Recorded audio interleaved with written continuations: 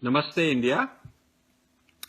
I'm going to discuss a very important topic, something where I want to give you information, educational material, also trigger and provoke some controversy and discussion because I think Indians need to think more about it. Yeah, the rest of the world is thinking about think tanks and their role.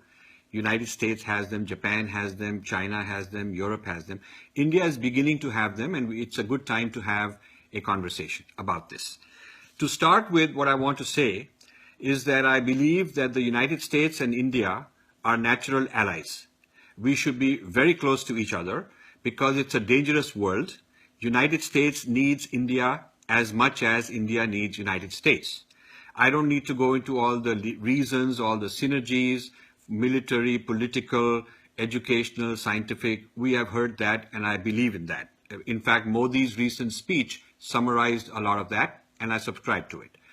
I just feel that the relationship should be one as equals, and on the same terms as China is demanding a relationship with United States as equals. It should not be a relationship as a client state, as superior, inferior. China won't accept that. China says we are on par with you and let's build a better world together. But don't lecture to us, don't tell us about human rights, don't tell us, don't talk down to us. There is a certain self-esteem that the Chinese demands. And I think the Indians have started demanding that. And the new government reflects that. But I want to, in this conversation today, in this talk, I want to tell you what are some of the things that could go wrong in this role of think tanks. And it's better right now to be aware of it and to prevent these things. What are many advantages of having these relationships with think tanks in each other's countries, and so on. But first, let me give you what are some of the benefits would be. Think tanks can bring, US think tanks have a high professionalism, and this can help India. It can raise the standards of research and rigor and, publishing and lobbying and all of that in the Indian system, so that you don't have NGOs and uninformed media people kind of rabble-rousing policy. The vacuum in India is a vacuum of good quality think tanks. And I'm glad some good quality think tanks are coming. So I'm going to talk about why we need them and what are some of the issues that they should keep in mind. So first thing I want to mention is that there are 4 different kinds of institutions in the United States that should be differentiated. We should not lump them together. One is grant-giving foundations. Ford Foundation is not a think tank. It does not produce its own research. It has no staff of researchers who write papers and books. It gives money to other people to do that. It outsources all the work.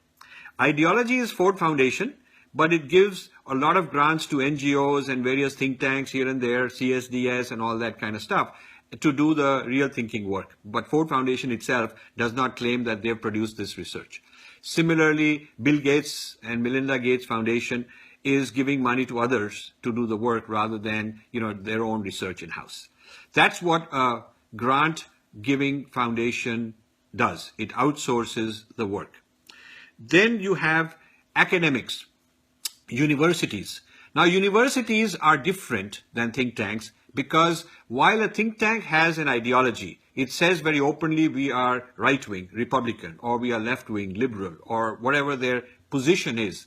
Whatever is their policy, their position, they're very open about it. And they are advocating that position very actively in every way they can to bring about change. University, as an institution, does not adopt an ideology.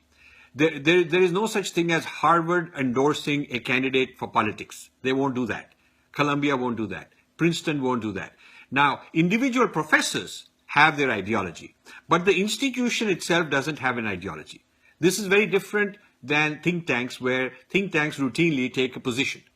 So the second difference is that academic people, even at the individual level, while they are clearly taking a position, often they'll pretend like they're very neutral, they're very objective, they have to just give the facts. Actually, the think tank people are more honest. They can put their cards on the table and say, I am pro-Pakistan, I'm pro-India, I'm pro-China, I'm anti-abortion. They can take a position very directly.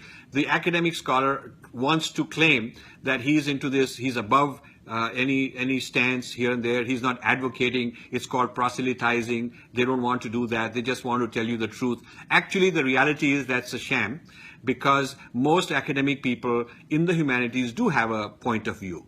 I mean, they have a personality, they have a personal life, they have a body, they have an ideology, they have a church or synagogue or whatever.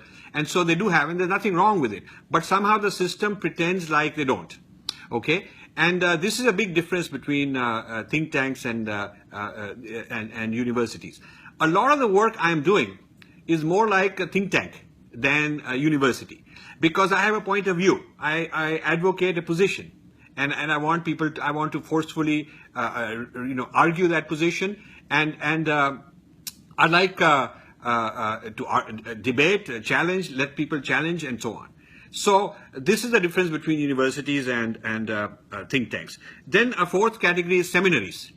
Seminaries also are like think tanks. Not only are they training priests, not only are they making, doing evangelism in various places, but they're also doing thinking. They're doing research. They will do a research on what is right or wrong about some religion somewhere.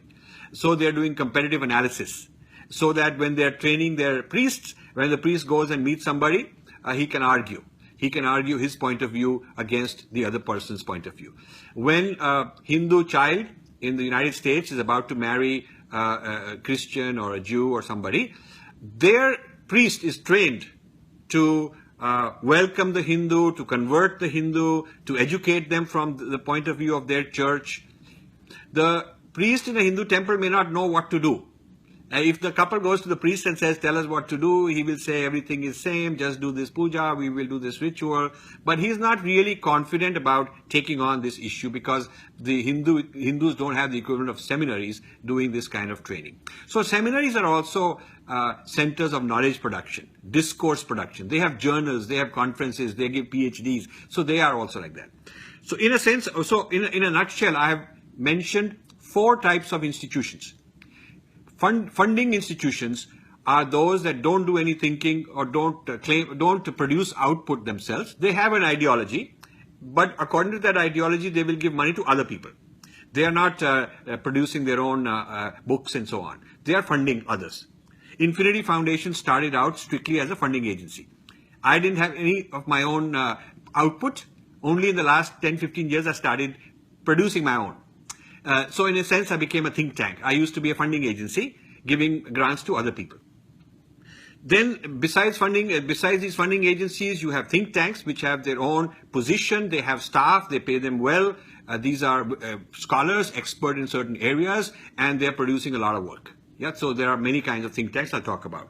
Then there are universities where the institution has no position, but individual scholars can have a lot of freedom. Academic freedom means that the individual scholar is not being told by the university what to do and what not to do. And then you have seminaries, which is a very Christian kind of equivalent of a university and a think tank kind of combined. Okay.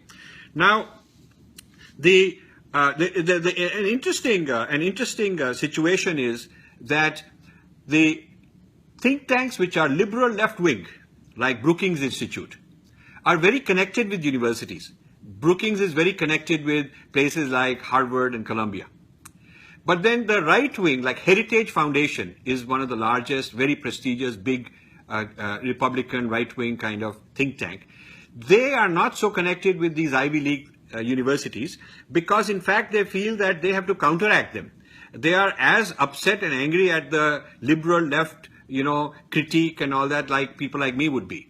So in fact, I have a lot of people in the right-wing conservative think tanks that I rely on their critiques about the academy. A lot of things that I find wrong in the academy, I look at the outputs and the products of the conservative think tanks, and they have done this job also.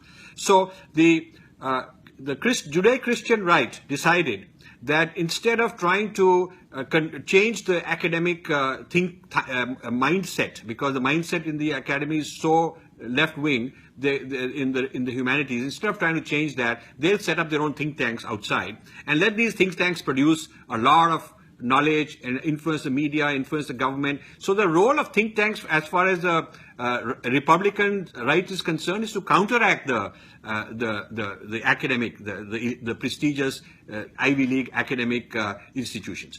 On the other hand, the left-wing think tanks like Brookings are in alignment with the academic institutions. So when a think tank produces a report on India, it automatically assumes Aryan theory without having done their own research, because the professor at Harvard has written that, and the professor at Columbia has written that. They'll assume a caste system point of view. They'll assume a point of view on gender in India. They'll assume all these kind of things. So when it comes to human rights, when it comes to religious studies, or Indian history, the think tank does not want to invest its resources on doing new work, because it says we got a reliable source. We can just quote, Princeton University Press, Columbia University Press, Harvard Press, and we are on safe ground. And nobody's going to question us. And that is true. That the foundation that the academic people have built on basic premises, basic interpretations, is very difficult to kind of challenge in the American society, because they've just been very good at the politics of managing this discourse. And that's one of the problems that I keep talking about. So think tanks are one way of breaking in, as far as the right wing is concerned. As far as the left wing is concerned, they're enhancing the power of the think tank, because they're taking the same ideas and leveraging them further. The right wing think tanks in this country are more aligned ideologically with seminaries.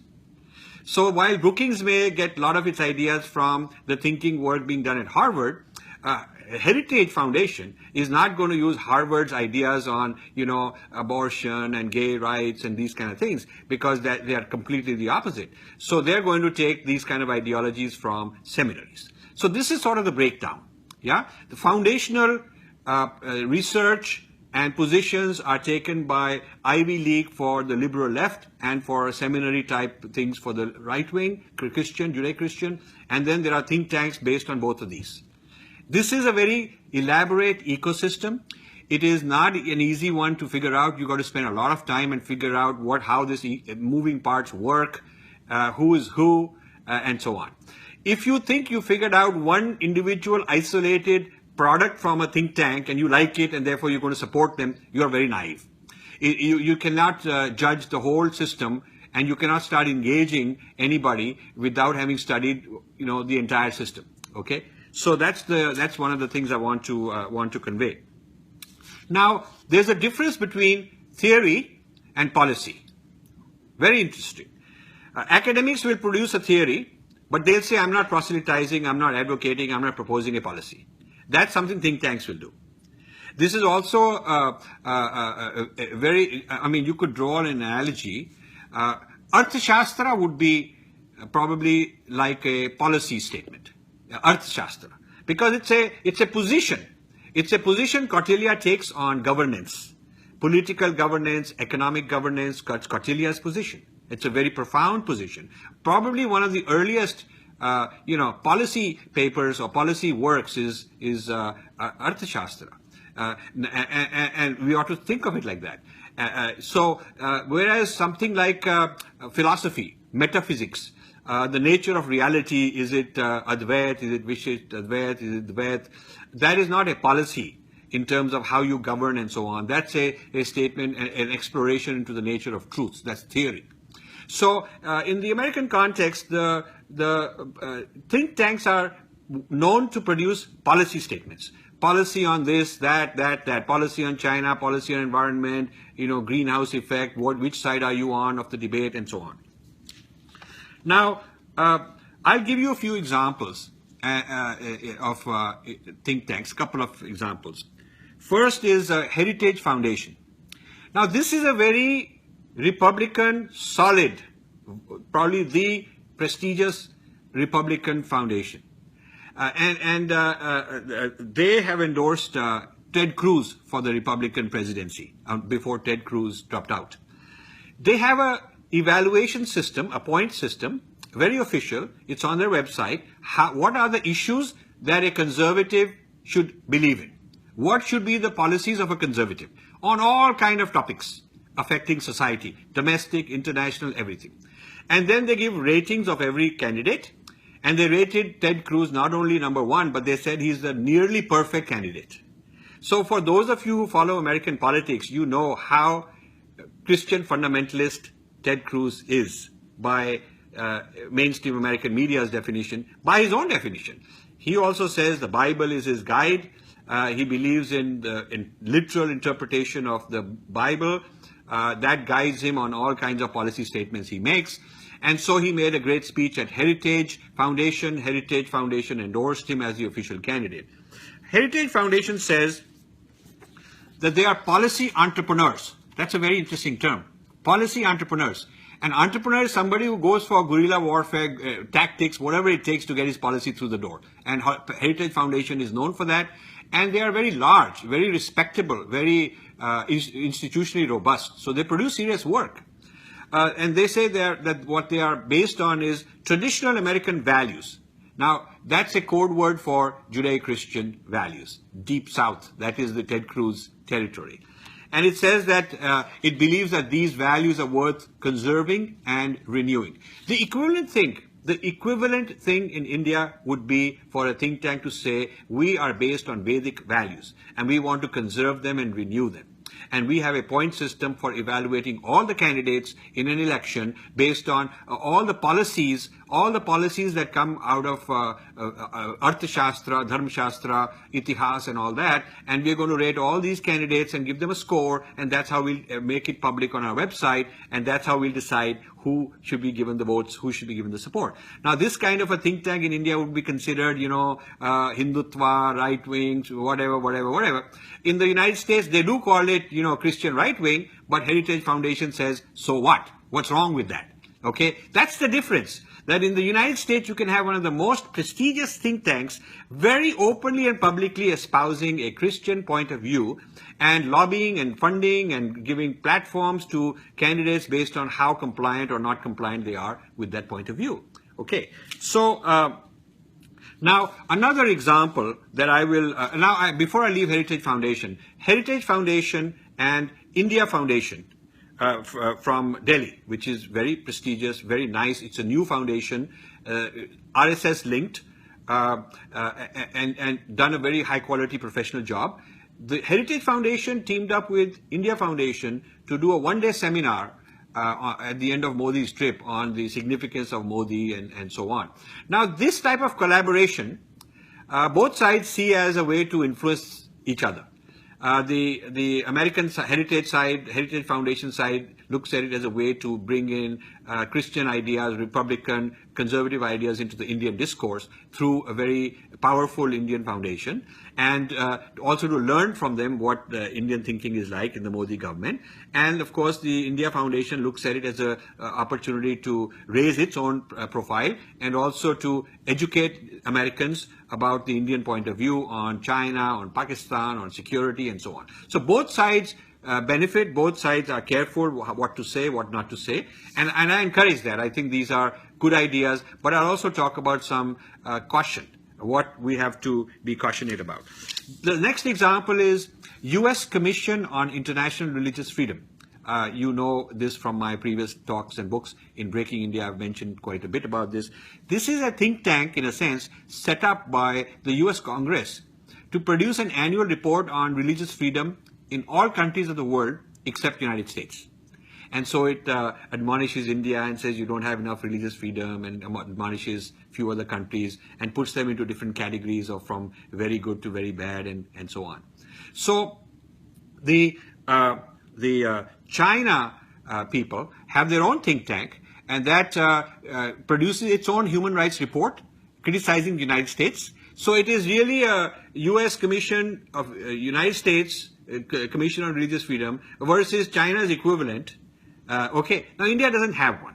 India apologizes. It says, we're very sorry, sir, we will be better. Oh, please, we are, whatever. I think this has to stop. I think this business, we have to, in order to be respected, America respects strength.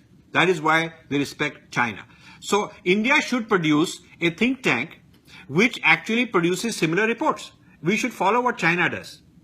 So now let me come to China.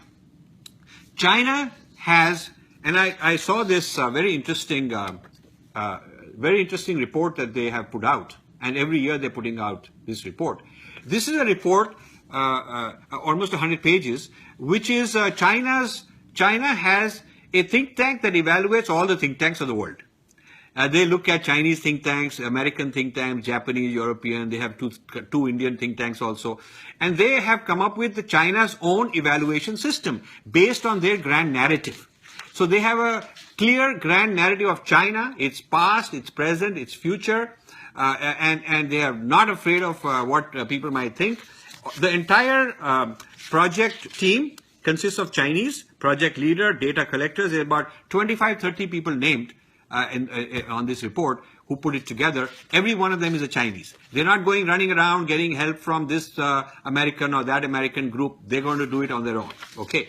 So here it says they have defined what is a think tank according to their own criteria. What are the analysis criteria they have come up with? And then this is very interesting. They've said the construction of think tanks with Chinese characteristics in the global perspective. So they're saying we're going to tell you how to do a think tank keeping the Chinese grand narrative and Chinese perspective in mind. And that is a think tank we're going to encourage. That is a think tank we're going to work with, fund, evaluate them well. So now, India is being rated by Indian think tanks are being rated by two systems, neither of which is Indian. One is in University of Pennsylvania. There is an annual ranking compiled by something called the Think Tanks and Civil Societies Project. The Think Tanks and Civil Societies Project at University of Pennsylvania. And they go through all the think tanks according to their criteria, what work should be done, what work is good, how to evaluate. And so every Indian think tank is trying to be in their good books, get better ratings, trying to impress them. When they come to India, they're trying to really be on their side. So the Indians are sucking up to placating these Western think tanks in order to get better rating. And the second ratings in the whole world is being done by the Chinese. So Chinese are following their own rating system, and other people know if you want to do business in China, you want to be in their good books, you want to have an alliance with China, then you better understand what their own thinking is like. So we in India do have think tanks, but we haven't come up with this kind of a very global audacity to say we got a grand narrative, we have our own foundations as a civilization, we're going to use that as a criteria, and that's how we're going to do our business. So in the Chinese case, the advantage is they have crushed dissent. We don't want to do that. We are a democracy. We want freedom. Chinese have in their grand narrative, there is no space for the separatists in Tibet or in the Western provinces where they have a lot of Muslims and there are separatist movements going on. They crush them. They have no voice. And if the international people say you are violating human rights, why aren't you looking at their needs and their agenda? China is saying get lost. We don't care. We don't care what you think about this. This is very different from the Indian mindset. I gave a talk once at the Indian Foreign Service Academy near Delhi in Delhi, near GK2, where I sometimes stay. And I was invited by the director to address the young graduates who are becoming IFS officers all over the world. And I gave a talk on what is the Indian grand narrative. And I was surprised. 50% of them loved it and wanted more. The other 50% hated it and said, who are you to decide? How do we decide Indian grand narrative? I'm from Assam. I don't believe in an Indian grand narrative. Another one stood up and said, I'm Dalit. I don't buy this whole unified grand narrative. It's all kind of a propaganda to appropriate people like me. So the fragments, as per my book, Breaking India, the fragments are very strong in India and they prevent the creation of a grand narrative, a unified grand narrative, because you cannot have lots of grand narratives, then you don't have any. Okay, and if you don't have a grand narrative, you cannot have a foreign policy that people will respect, because they know they can always come to India and play one group against another. They can create a uprising with, they can get somebody, Kanchai Laya, they can get, there are a lot of people. I mean, I don't want to name anyone, but let's just say that's an illustrative example of a large number of people that are available, very easily available, to undermine India at the slightest opportunity. So this unified view that China has is very important in the way it has been able to take over the think tank space and project their think tanks worldwide. Now, India is vulnerable if we let lots of think tanks come and we don't have a good, robust think tanks of our own, and we don't have policies, and we don't have a way to counter, because all of this depends on a foundation of the grand narrative, and we don't have such a thing, then we are vulnerable, because the think tanks will become another way to intervene. Please listen to this carefully. We've had the era of people like Ford Foundation intervening through NGOs. So they have an ideology, and they give grants to certain NGOs, they give training, send them overseas, they listen to those who are dissent-oriented against Indian civilization, and they encourage them. We've been through another mode of another parallel track where universities are training Indian university people in JNU and TIS and many places like that to think on their wavelength, to think in this very fractured way, an anti-dharmic kind of way. We've had that. Okay, now they may think I'm attacking them, and I would say I'm just presenting an alternative point of view, just no different than, Heritage Foundation would do in the United States. And we have to be able to do that in India for ourselves. So that we've seen this intervention. We've also seen the intervention by seminaries, by church, funding Indian NGOs, Indian seminaries, Indian churches to do all kinds of work in the rural areas and in the mainstream. Now, I am concerned that the think tanks will become a method of intervention to win over the minds and hearts of Indian elite, westernized, young, bright Indian elite, globe-trotting elite, policymakers, government people, ministers' children, people who are in government, take somebody's son, take their daughter, take their nephew, niece, put them into some prestigious place overseas, send them abroad, influence them. This is how Ford Foundation did for NGOs, and before that the Soviets used to do, they used to take all these Marxists and send them off, and their kids and whatnot. So I think the benefits are huge for India to engage these American think tanks. But India needs a strong infrastructure of its own, the way China has. China has over 400 think tanks. And India has quite a lot, a couple hundred or so, but not the same stature, and also fragmented, fighting each other. There doesn't seem to be somebody in the government who is sort of evaluating the Indian think tank according to the Indian way, Indian criteria of what are the national policies and how consistent are each of these think tanks with, as per that. And we need somebody who's evaluating all the think tanks in the world according to an Indian point of view. We should have that. We should look at the output of an academic center like Columbia before somebody goes and says, I'll give millions of dollars to them. Shingeri or whoever want to give millions of dollars should have a database they can consult, so that they know whether it's a wise idea or not a wise idea to spend their money on this particular think tank or university or whoever. Now, I want to tell you, propose a few things. First, as part of engaging the United States think tanks, we should evaluate these think tanks the way they evaluate our think tanks. And it's only fair. Americans respect strength. So we have to just tell our American friends, listen guys, you're looking at us, we're looking at you, we're friends. We will share with you our findings, like you're producing reports and telling us about it. So we will also do like the Chinese are doing. Americans will respect you for that. So if you look at the US, you will find that the foundation of American psychology and American thought is very Judeo-Christian. When they say founding fathers and American values and our tradition, they're talking about that. That's what they're talking about. Combined with economic pragmatism, Americans are also very pragmatic. They'll make compromises. Let's make a deal. Okay, well, maybe I'll compromise my ideology for a while. Maybe I'll compromise a little bit, but this is practical. I need to buy oil from you, or I need to buy this thing, or I need to sell you. So Americans are also very pragmatic. And the third is the politics and military alliances.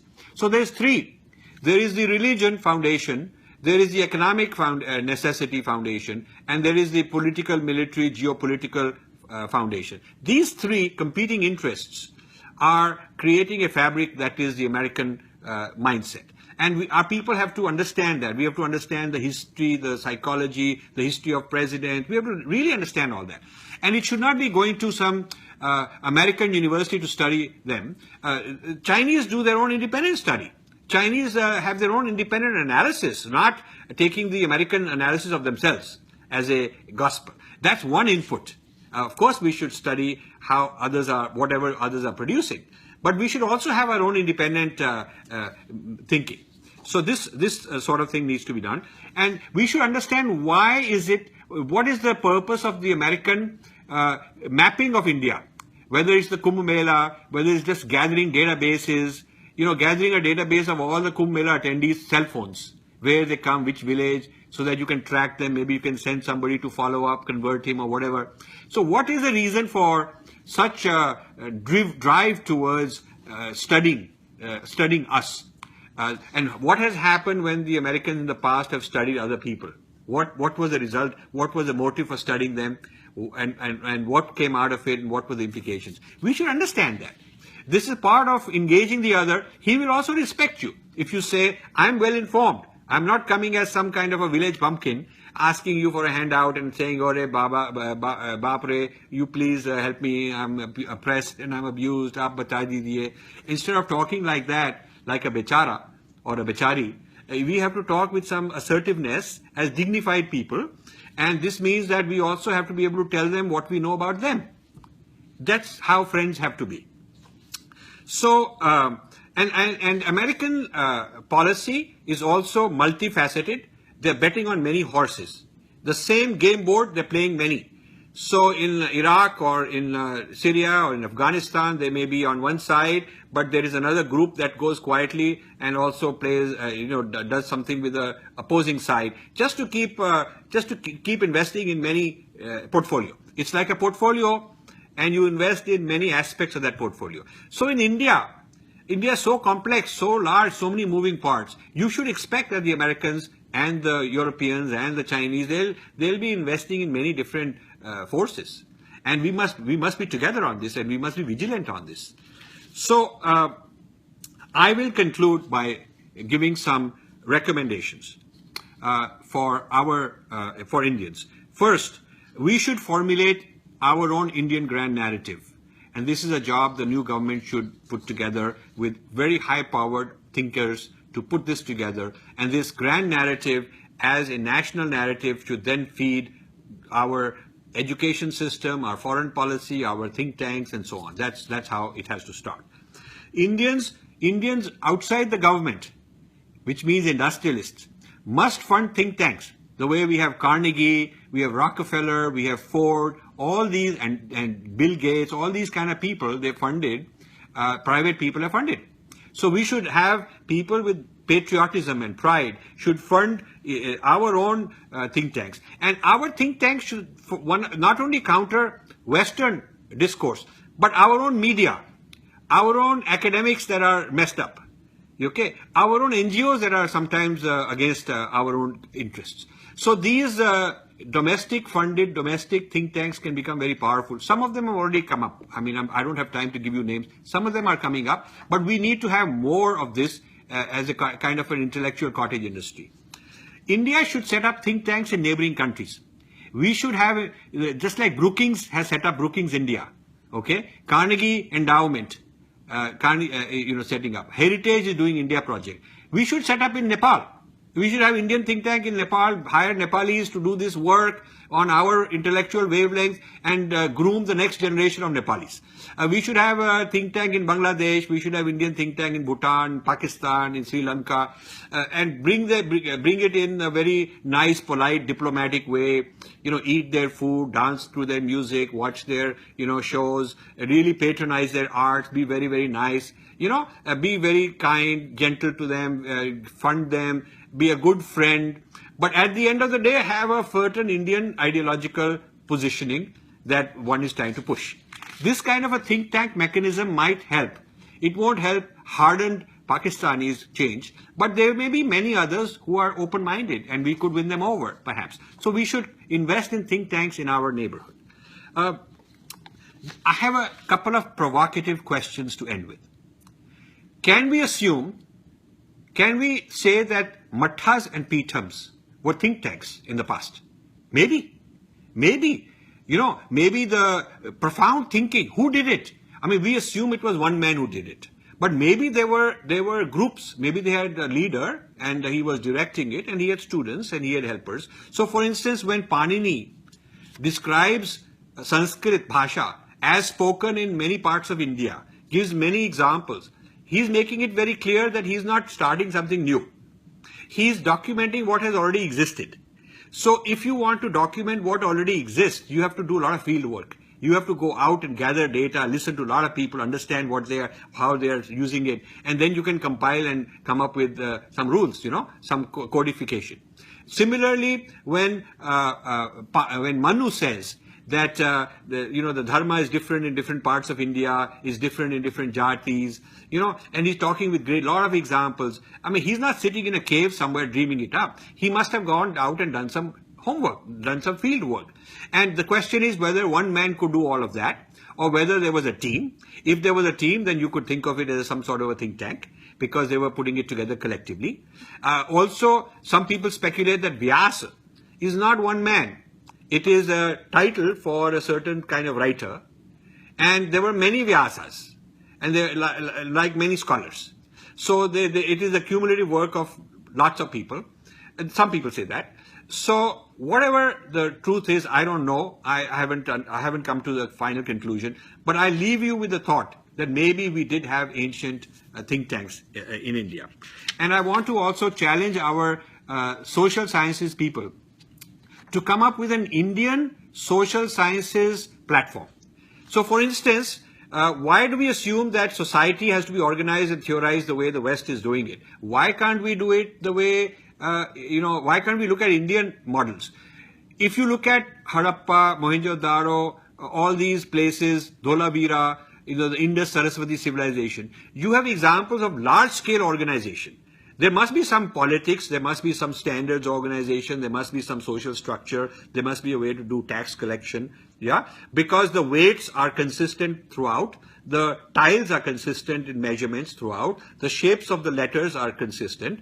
So if you look at the design of the cities and towns, they are standard, and they are standard for many thousands of square miles, and they're standard for 3,000 years from the beginning till the end. So how did such a huge civilization, without internet and modern travel and so on, how did it have so much consistency? It must have had social structures, political structures. So what were those? We should understand that. We should understand how how our ancestors organized society. And we should have a social theory also based on our own traditions. So if we could do that, put some research into that, rather than just copying what we learn from overseas, we might be better off not only for ourselves, but we may be able to give a gift to the world, like we gave yoga and meditation and so many other things. We may be able to give the gift of superior thinking in social structures, political structures, how you organize communities, what should be the relationship between a community and the rulers, and what are the limits to government intervention, how much freedom do people have, how do you manage diversity. We were very good at that, but we do not have these social theories. And I would like to challenge our thinkers to develop these kind of models also.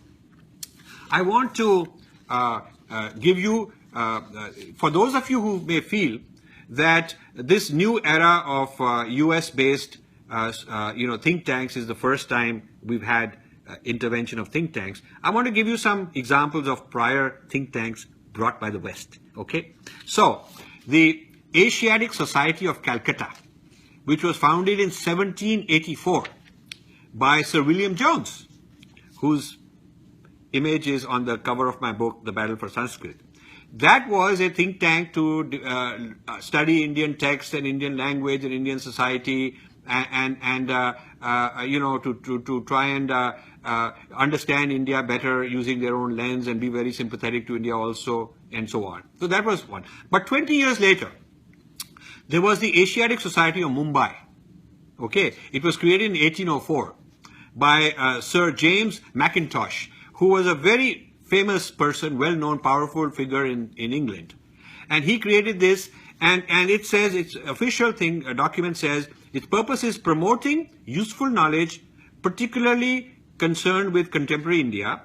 And then it says that it forms part of a network of institutions created by the British to systematize,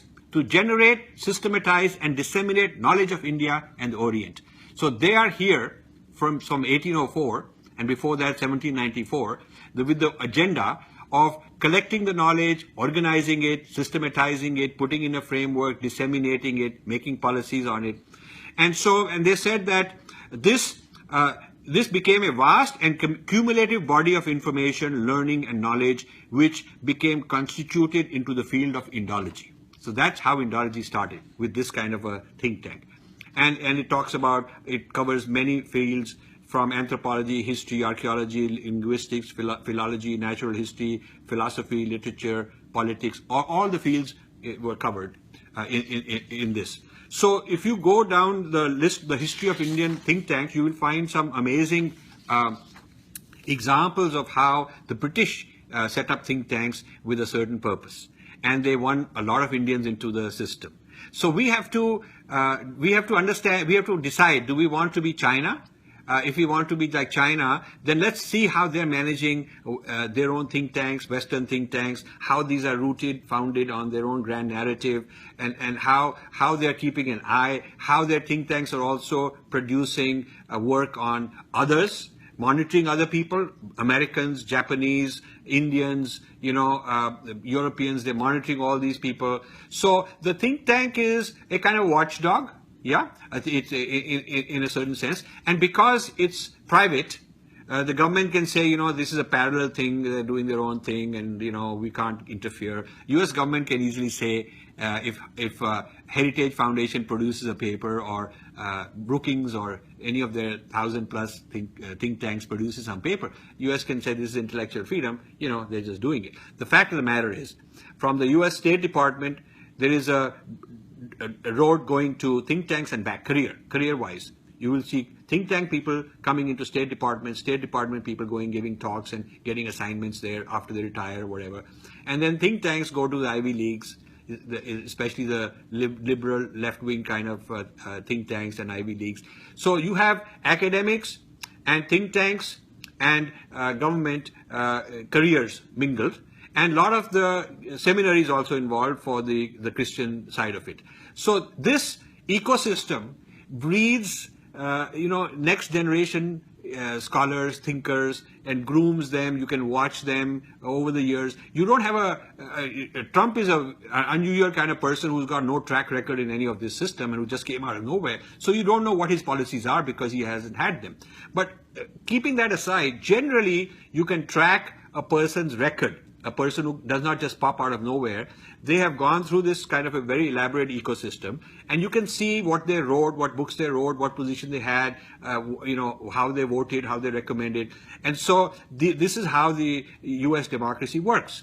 And media respect all this. So when media are looking for an expert, they go to these kind of people and quote them and so on. In India, we do not, because there's a vacuum of think tanks, and therefore the policymakers are just sort of very short-sighted, the government and ministers probably running their own little think tank in-house. And media don't do much thinking, they just sort of try to make some sensational noises here and there. So this is a real serious problem I see. I think a culture and a cottage industry of good solid think tanks, not numerically, but very, very high quality, would be very important in India.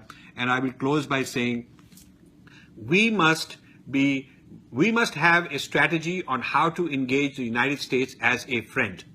And part of everything I've said is how you make friends with Americans. Believe me, I have fantastic friends with Americans, both in my corporate and professional life and as an individual. And it's always with the clarity that we are equals. I respect you. You should respect me. This is who I am.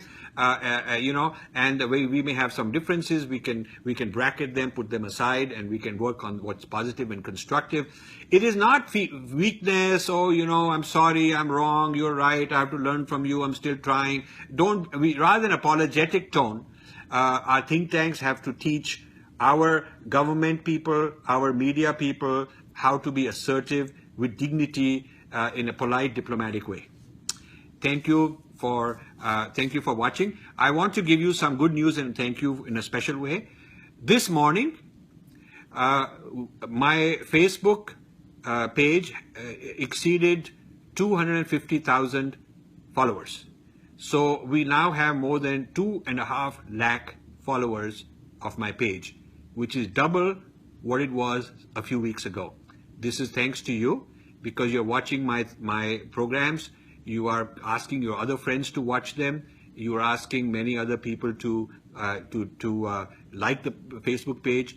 And I'm learning. I'm trying to turn this into more like a TV channel where I can have a weekly show, or maybe 2-3 times a week I can pick a topic and have a show. I'm getting better at it. I have still a lot to learn. This is new technology for me, but it's a lot of fun. And I'm happy to share this fun with you. So thank you very much once again. I will see you in a few days for sure.